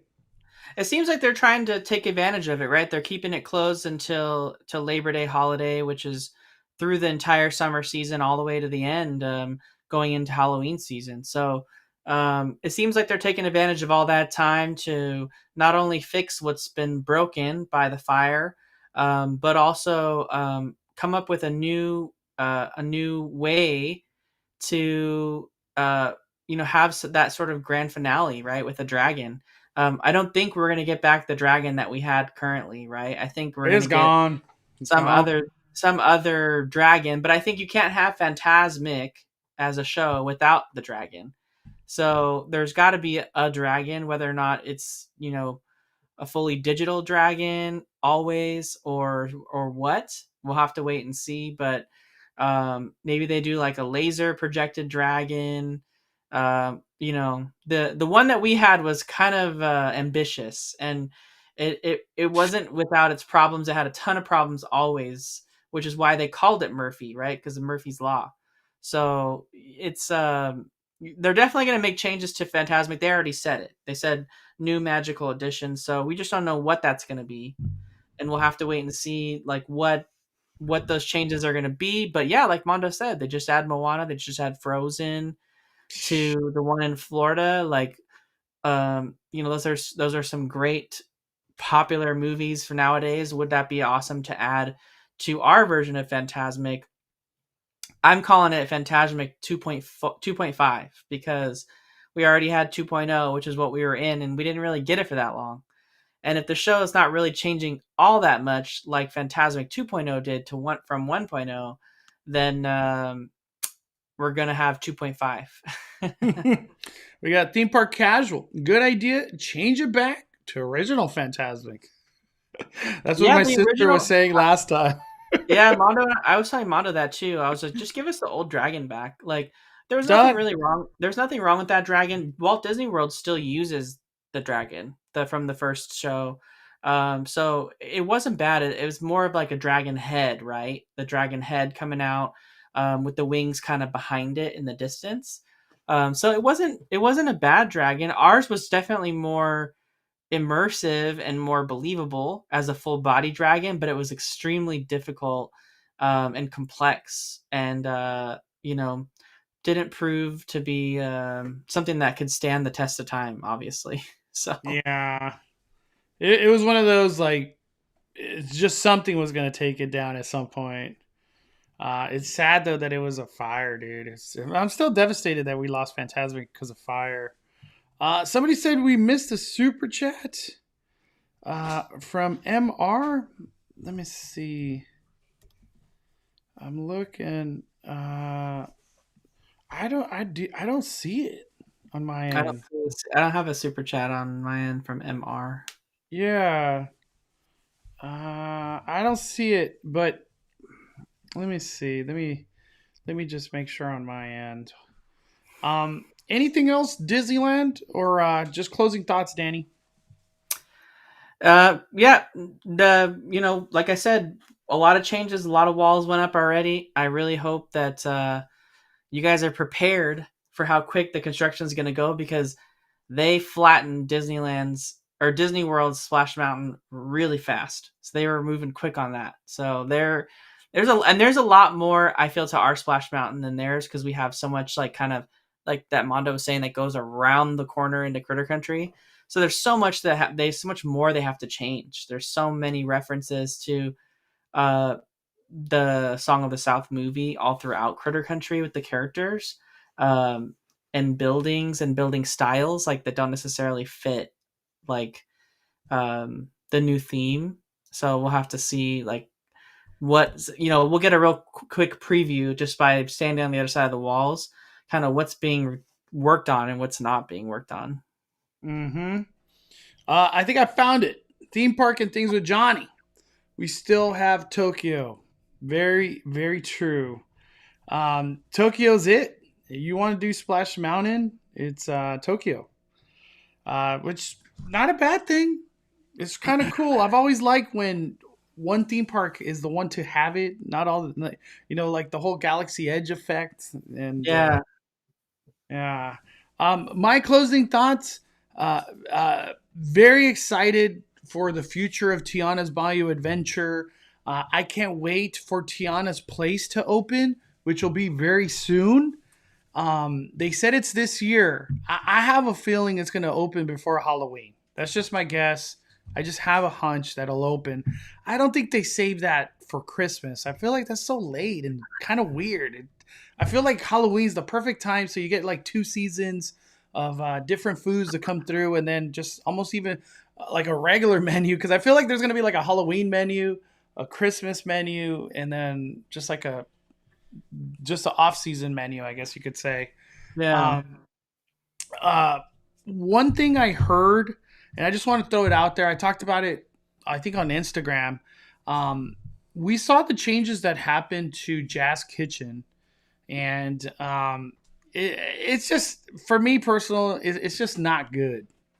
Because Jazz Kitchen and the charm that it had, it was beautiful. The original Jazz Kitchen.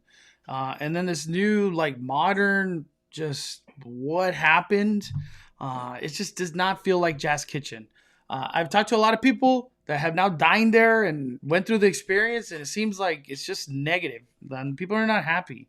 But just word on the street, this rumor is that Disneyland wanted one restaurant to have that feel of New Orleans, and that is Tiana's Place. So they wanted to have a very big distinction of, there's not 2 restaurants like this, it's just Tiana's Place, even though it's Jazz Kitchen, and hence why Jazz Kitchen is just so different from what we saw, and what we're going to see Tiana's Place look like and finally come to life. You're going to get that New Orleans feel without a doubt. So I just wanted to throw that out there. Wow. My Alyssa, just Jazz Kitchen is 5 barfs. I don't even know how to say other than that. But that is it. That is it for Disneyland. Thank you everybody for commenting. There was a lot to talk about. The Dunkin' Donuts. But thank you, Danny. Let's move on. We're gonna go into Knott's Berry Farm. So Knott's Berry Farm, they opened Fiesta Village, and it was incredible. I had a chance to do Fiesta Village in the media day, and you guys heard me say it time and time again. I already know it's a media. It's totally not what like regular theme park guests are going to experience. So I came back the next day, and I've been keeping an eye of what the regular theme park experience is, and it's still fire, still good. Fiesta Village is better because more things that are open than like the taqueria wasn't open, but Fiesta Village is a complete success. It's beautiful. It feels more open, and the theming really like it's strong. It's very strong. Fiesta Village, and I'm going to showcase this one more time. My favorite account to follow when it comes down to Knott's news are Knott's Adventure. Jen's the best. I don't know how the heck they're not inviting her at Knott's media events. I hope they do. I was laughing at the cake she posted today. This one right here? Yeah, I was laughing at that too. I was like, ooh, I don't know about that cake. That was That- their wedding cake. That cake reminds me of Matilda, if you know what I'm talking about. You ever seen that movie? Yeah, but that cake just doesn't look very appetizing. But I wanted to show this video from our Knott's Adventure. So Alebrijes arrived all over Fiesta Village, and they have names.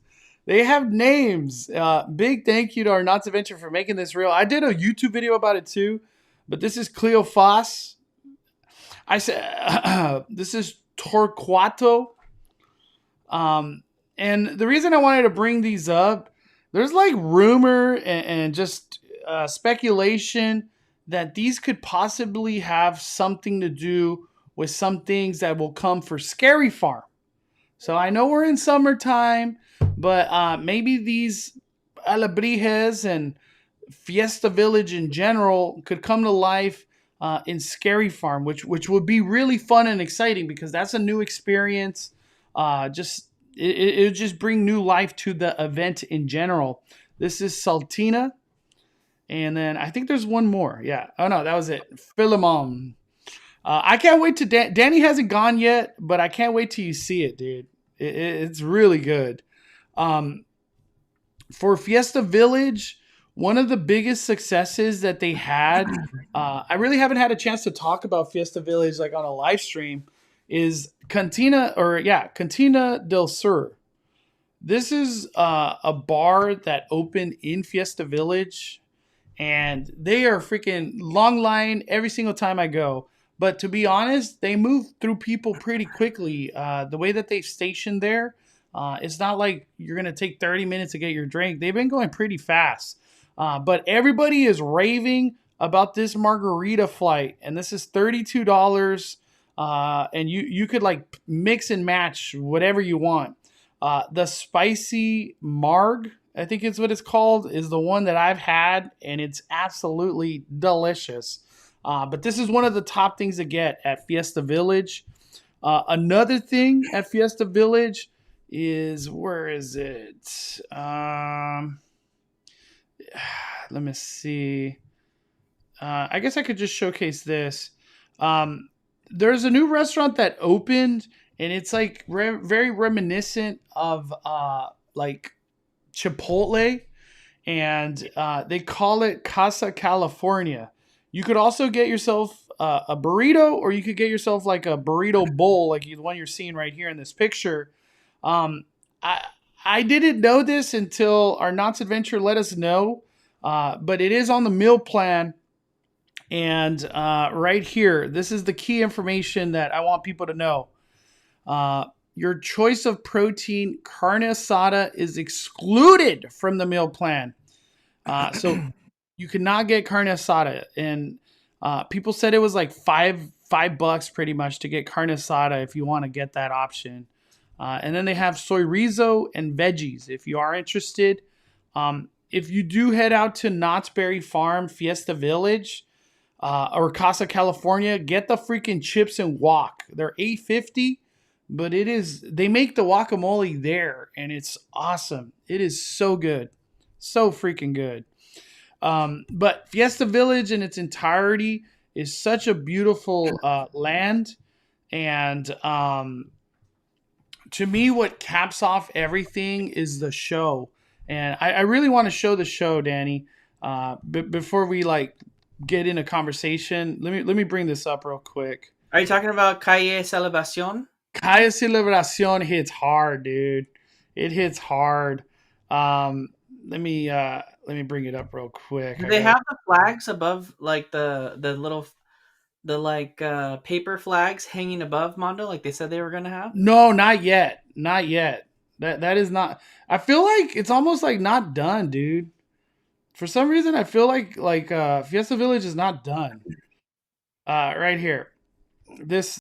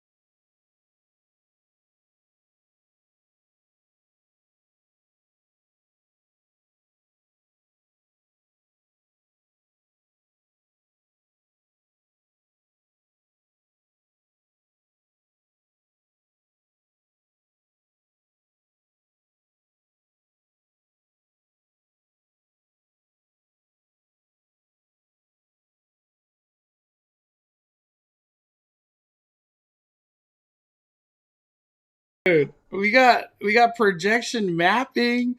We got characters dancing everywhere. I don't even know what to call the creature. I just want to call him Mohianga, if you know what I'm talking about. Stilt walkers. Freaking the lighting effects on Jaguar back there. We got fireworks. Dude, they went all out. This show is like 10 minutes or so.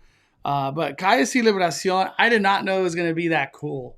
To me, when I saw Calle Celebracion, I was like, Fiesta Village is beautiful. I love everything about it. And I don't miss the old Fiesta Village, not one bit. Not one bit. Not one bit. But from your end, Danny, because you're kind of like, you haven't been there yet, you will soon. What are your thoughts from like seeing what you have seen on the social medias? I think it's all great, right? They improved the food. I was a little worried that we would kind of be going in a different direction, but it seems like all the food changes they made have been such a great improvement. I love the colorful section of the Fiesta Village where they have the alebrijes. I hope they fix the ground there though, with all that glass. But they just overall the look that they went for works really well. I mean, Fiesta Village was an old original, like one of the original lands, right? Knott's Berry Farm, and it was looking that way, right? It was looking pretty dated and not in a good way, like 70s 80s dated. So this just really brought a lot of new life into it. Like you said, it doesn't seem like it's done yet. In fact, they were absolutely rushing to get this done literally the week of the event.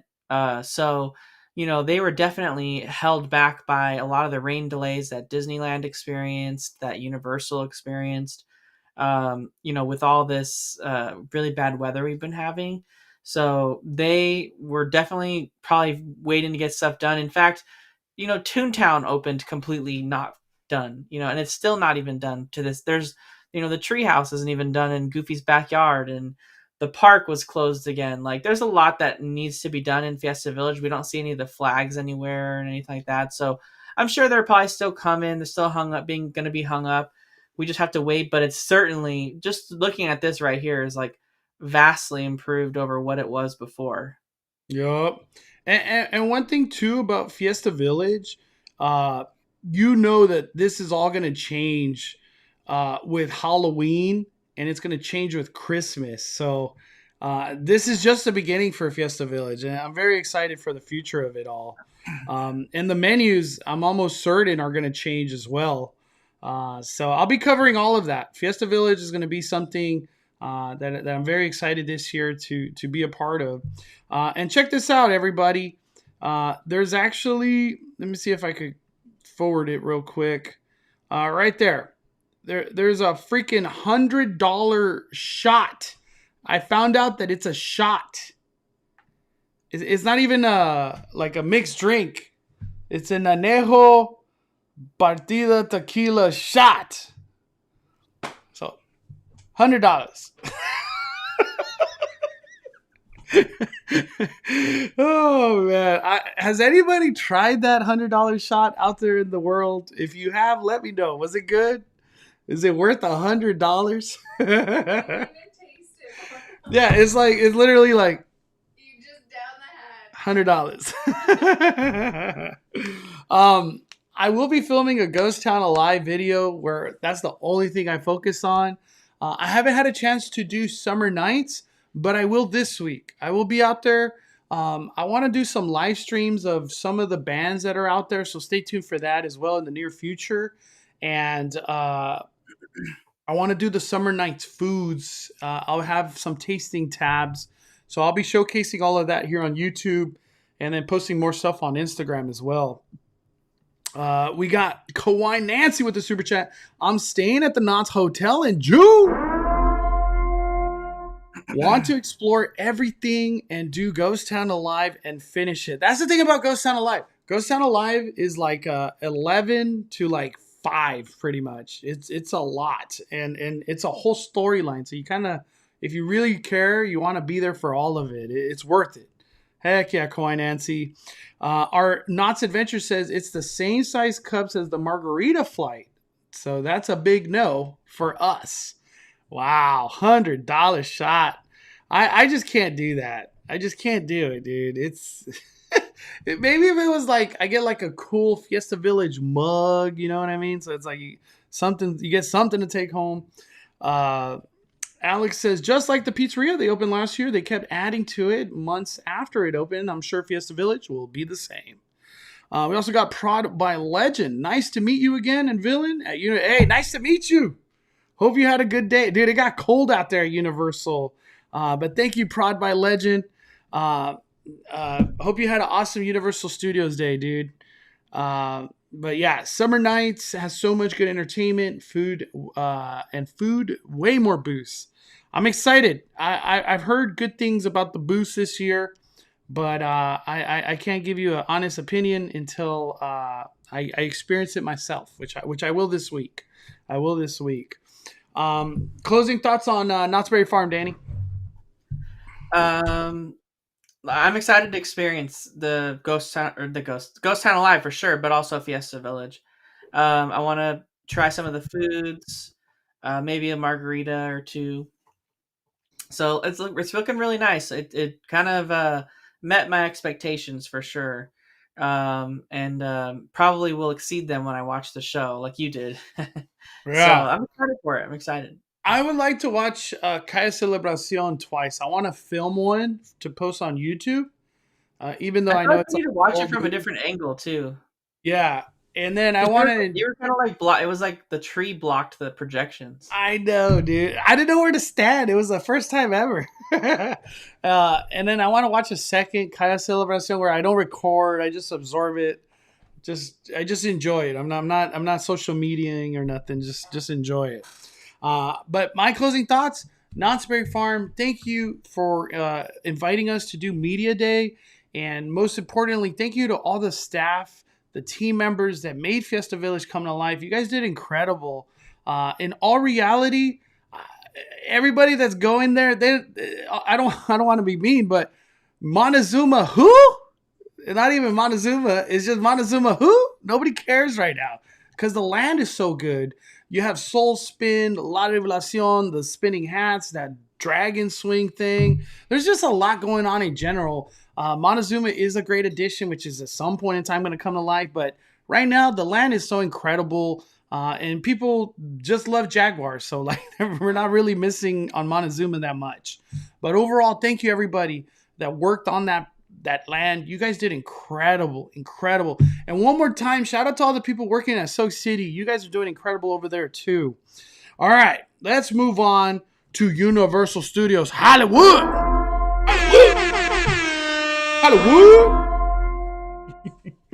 I keep seeing this comment from Agent X. Hey, Mondo, Danny, the tent behind Transformers has got a facade update. The new update added a hole used for what I assume to be the clock for Holidays in Hell. I am there. I got that video all filmed. I just got to edit it. But also, too, smash that like button. We're so close to 500 likes. Thank you, Macy. I'm excited. Horror Nights, we're seeing all these facades come to life everywhere. It's very exciting. But at the same time, we don't have no announcement other than Chucky. So it's like hard to get like super hype, but I am hyped. What I really want to talk about and hit right away with this conversation of Universal Studios Hollywood. You need to be showing this roller coaster stuff. Yeah, that's exactly what I'm bringing up, Danny. Let me bring this up first. Let me bring up my Instagram post, and then we're going to go into this Twitter post right here, everybody. Check this out. We're over here one escalator down at Universal Studios Hollywood, and that right there is special effects building. Right next door is Animal Actors, which is already being deconstructed, but this right here, we've been hearing a lot of roller coaster noises being pumped out. There it is for sound pollution testing and stuff like that. There it is, Danny. They're doing it again, dude. And to keep it going more, check this out. What you're looking at is Animal Actors. I know this is going to be heartbreaking to some people. Turn away if you have to. You could click off the live if this is too much for you. But dude, they are full force. They're going hard in the paint now, dude. No messing around. They got the heavy equipment. They're deconstructing everything inside Animal Actors. I don't really know what's happening in special effects building, but in regards to Animal Actors, this is it. And the other thing that I want to say right here, Danny, is they were pumping those like screams and roller coaster noises in this area too. It's everywhere. What I'm trying to say is from escalators all the way to like where Minions ends, they were just pumping noises of roller coaster throughout all of that. What are your thoughts, Danny, on what you see, dude, and what I'm talking about?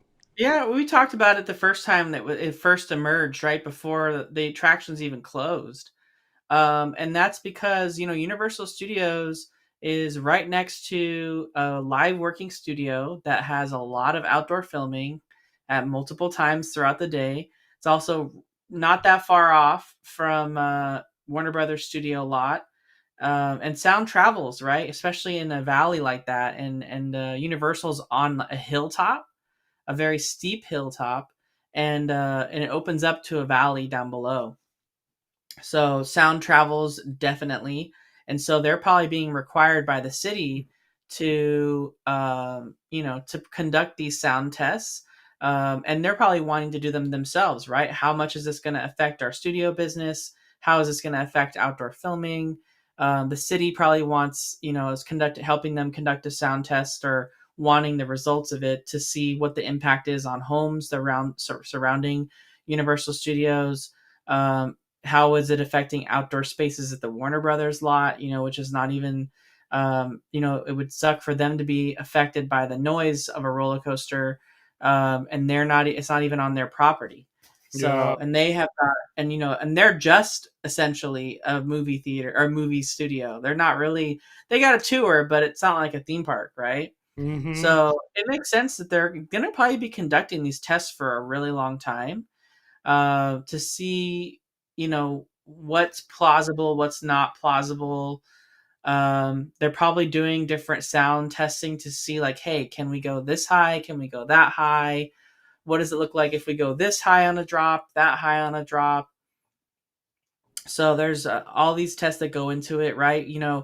Um, we saw a very similar test when Mondo and I went to some of the meetings that they did for the community at Disneyland Forward, right? Mm-hmm. They were conducting audio tests in Disneyland, of different ambient noises just throughout the day, guests walking by, kids screaming, people on roller coasters and stuff, and then using computer models to like show what that would be like if those same exact noises were closer in where Disneyland Forward stuff is, right next to those homes, to see how much noise pollution would be going into those homes that wouldn't be getting that if it just remained a parking lot. And so they're probably doing the same thing before they're granted any permits to do anything from the city, and like I said, to just studies for their own business. So we're probably going to see it, I would imagine, for quite a while. Yeah. What I wanted to say, I'll try to make it quick because I know we're 9 o'clock now. You've gone pretty deep. I'm hearing lots of good things. That this is a roller coaster. I know it's speculation, but people keep roller coaster. This is a roller coaster, and then everyone says Fast and Furious. Um, I'm open to the idea. It is what it is. Fast and Furious ain't going nowhere. All the money those movies have made over time, it's a very successful franchise. And as you know, Hollywood, Universal Studios Hollywood is all about successful franchises coming to life in the theme park in physical form. Um, I'm very excited to see what kind of concept art comes out of this at some point with Universal. Hopefully, we do get concept art. But I, it's Intamin that's involved in making this project. If that, from what I'm hearing, and if it is, have heard, is that they work quickly. And what I'm trying to get at is this project can somehow, I don't know how, could possibly open next year, which would be freaking crazy. Crazy. But that's just what I've heard. Straight rumor, speculation. Welcome to Speculation Sunday. But we will see. We will see.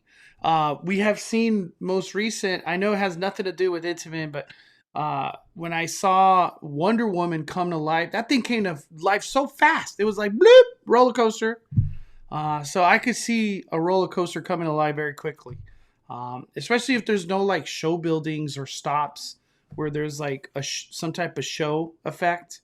Because Right. if it's just a roller coaster, I could see that be worked on pretty fast. So, and you already know, everybody, all these theme parks, they're trying to do big things for the Olympics, which is what year, Danny? 2028. There you go. All these theme parks are trying to do big things for that year. That year is very important to the tourism that's about to come to California. It's going to be insane. We got a super chat from Full Throttle. Have you guys checked out the Pixar Place that Fresh Baked had posted, especially inside of the hotel? I haven't. I have seen the photos. I almost want to say I'm not a fan, but I got to see it in person, and it's not done. Did you go, Danny? Are you going to post a video about that? Yeah, I am gonna post a video on that. There I you went go. to Yeah, I think Nice. the biggest takeaway, and I'm kind of glad that this question got brought up. Um, you guys got to remember, this hotel never closed, right? It's staying open during its renovation, It and was crazy. if you guys have been following my updates and Mondo's updates, the front desk has temporarily, for a really long time, ever since before Christmas, has been located in a small little ballroom that they share space with not only the front desk, the bell desk, a makeshift gift shop, and a small seating area for the front desk, all crammed into one ballroom just off the back of the hotel. And that's how they've been operating as like a $500 a night hotel. So it's been a pretty big inconvenience to a lot of guests. So Disney did as best they could to rush through the basic basic bare necessities of the lobby just to get the lobby reopened again so they can bring guests back in through the front of the hotel, which they couldn't do because the valet drive was closed. So now guests can pull into the main entrance, which that alone was causing tons of confusion for guests. So guests can now pull up to the hotel, go through the front doors, into the lobby, check in at the front desk, and then go to their room. So right now, it's nothing. It's just basically a front desk and the floor. But there's so much space that's still being worked on, and it's not even near being done yet. We don't have any of the embellishments coming inside. We don't have the giant Luxo on his ball. We don't have the character mobile hanging from the ceiling. Pixar Place Hotel has a giant atrium with windows all above it, so that'll let in the light right onto the mobile that's hanging there, and it's going to cast really cool color shadows all over. So it's going to look good. We have the bare bones basics of a cafe that we know is coming, but it's not listed there. And then of course we know that PCH Grill is turning into the Great Maple Restaurant now. We have a really nice gift shop, like 10 times better than what it was before. Open now with no name just yet. And they can't name anything just yet, right? Because we have to remember, this is still operating as Disney's Paradise Pier Hotel. This is not Disney's Pixar Place Hotel yet. It's Disney's Paradise Pier Hotel. When you book a room there, that's what it says. When you stay in a room there, it's still themed to Disney's Paradise Pier Hotel. It's not themed to Pixar yet. So they're in a weird spot, and they can't name things and put signs up yet until they've officially transitioned into Disney's Pixar Place Hotel. So not done. No one right now should be making any judgments on what it looks like because it's not done even close. See, that's what I'm trying to say. That's what I was trying to say. I was like, I gotta see it, and I know it's not done. I know it's not done. Real quick, Juan with the super chat. Very good comment right here. Bring Toad to Nintendo World in Hollywood. 5 times. Do it. Just do it. I've heard it could happen. Very strong. I've heard very strong that Toad could come to Super Nintendo World. Could he come this year? I don't know.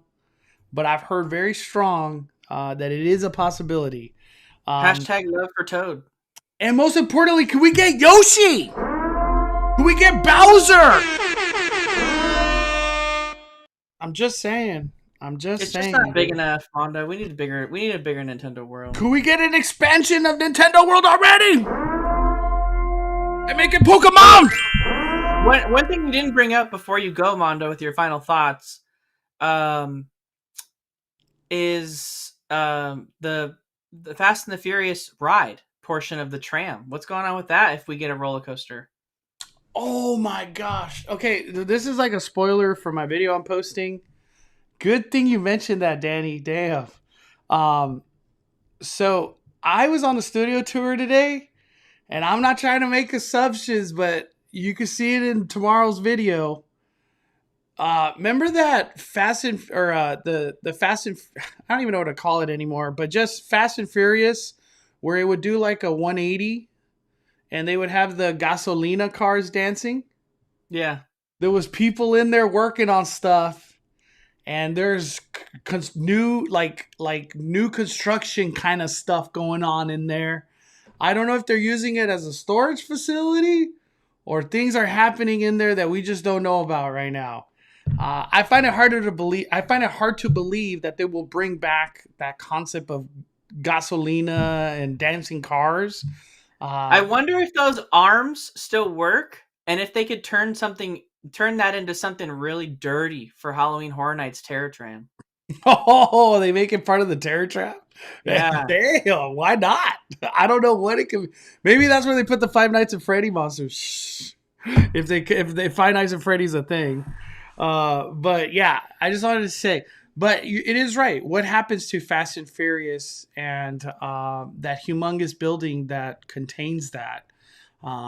Maybe it sounds weird, but what about if that supercharged part of the studio tour is just here for 20 more years?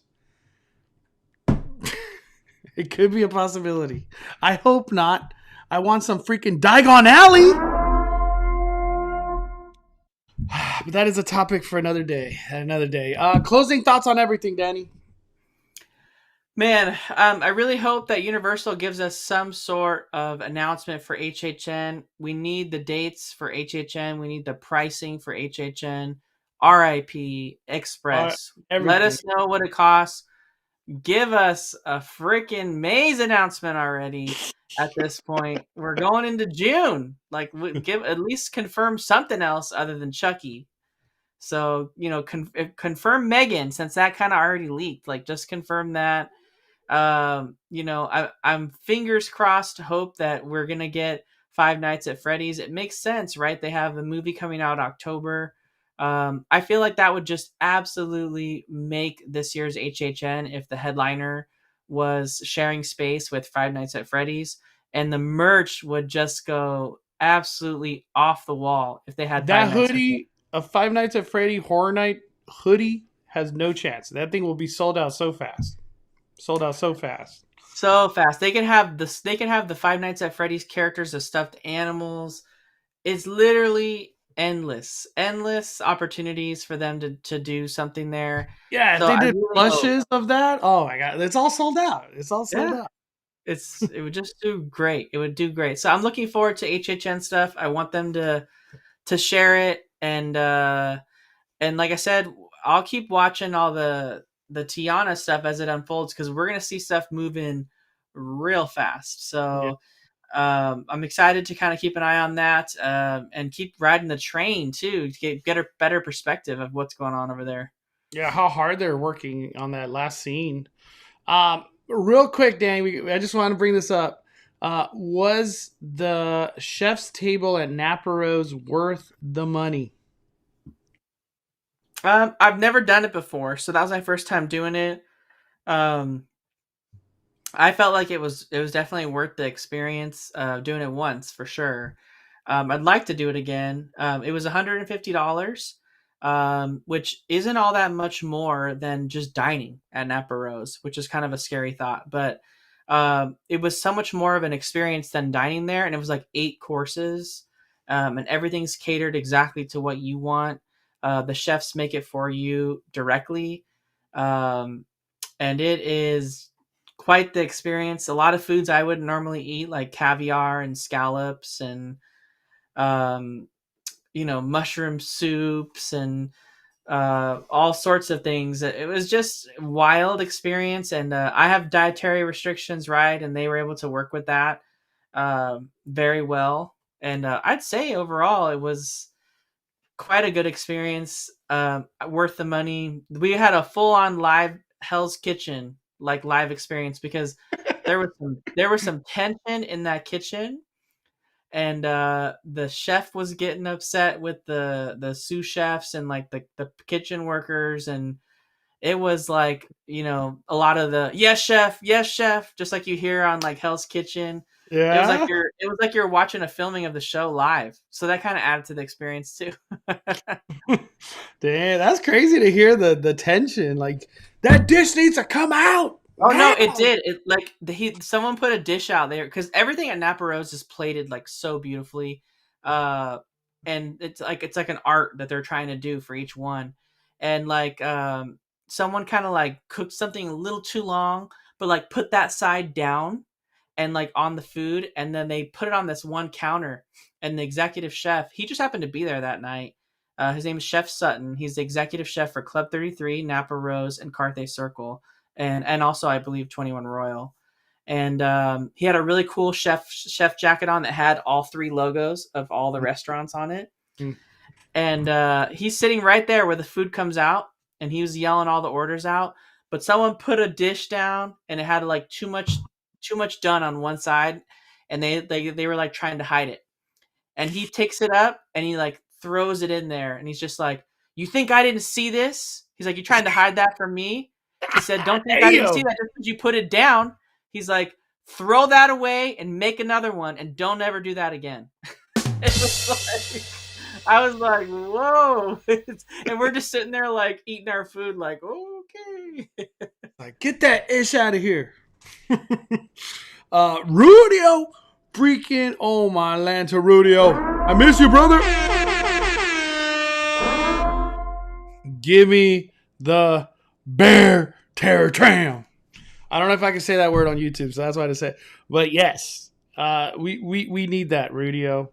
It's a Universal property. I feel like it got a good reception. A lot of people said the movie was crazy, so I would be terrified. Big bears coming at me, just wilding out. It'd be crazy. But Rudio, I love you, man. Thank you for 23 months of freaking membership in the Fight Club. Danny, where can we find your podcast, your new video, all that information? Let us know what's coming on your end, dude. Yeah, unfortunately, I was supposed to have Mondo on the podcast again. This is the second week that Mondo couldn't make it, and he was like out with friends, and we couldn't do it. So we're gonna have to make it happen next week because I have an episode planned that I've teased twice now about like a top 5 thing. So we'll make sure that I want to do it. We'll make sure Mondo's on next week. You can find the podcast, the 5571 podcast, on. It's a Spotify podcast, so it's of course on Spotify. But you can find it on any of the platforms. And don't forget, YouTube Music now has podcasts on it too, so you can watch it there or listen to it there. And then YouTube is Just Ask Danny, and Twitter too. I'm more on Twitter now. And Mondo and I have also been teasing that maybe we do like a Twitter Spaces soon. I want to do it. I don't know what kind of following we got on the Twitter world, but it'd be fun. It'd just be fun to do. Yeah. But this is it. Subscribe to Danny and leave him a 5-star review. We need more 5-star reviews.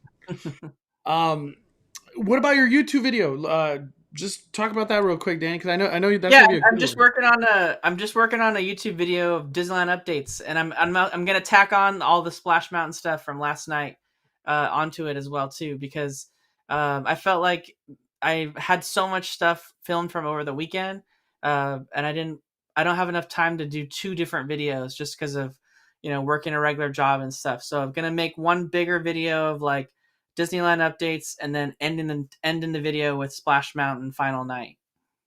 Oh yeah, I want to see it. I can't wait to see it. All right, everybody, thank you guys so much for joining us. Amazing Speculation Sunday on a Wednesday. Once again, we'll be back on Sunday, I promise. But Danny, thank you. Thank you for your time. Incredible Speculation Sunday, my friend. And thank you, chat. You guys are all amazing. Thank you for all the comments, the questions. You guys have been amazing. Amazing. See you guys real soon. All the members, we're going to be doing a live stream tomorrow. Members Monday, or members Thursday now. But thank you guys so much for your time and hanging out with us. Don't forget, smash that like button on the way out. And thank you for supporting the fire. We are firing it down. The Cali Bay and Just As Danny are calling it a day. I'm the main host, Mondo.